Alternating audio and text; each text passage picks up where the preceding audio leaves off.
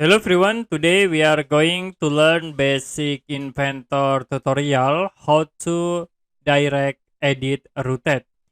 So for example, I will create a sketch and I will draw rectangle. Use extrude tools to convert into 3D.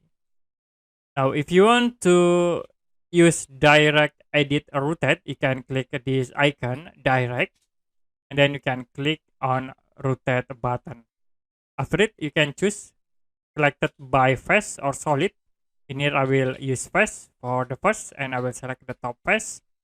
And you can see we have this rotation mark. So I will rotate in this axis. You can click, hold, then you can rotate like this. If you done, you can right click and then click apply. So to be show for the icon rotate one. If you want to edit, you will double click at this icon. Then you can edit like here. Right click again and you can click apply. You also can rotate by solid. You can click at this drop down menu and then choose a solid option. Now you can select the object and entire object will be automatically select and you can rotate like from this axis into here. Right click and apply and then click this X button to close.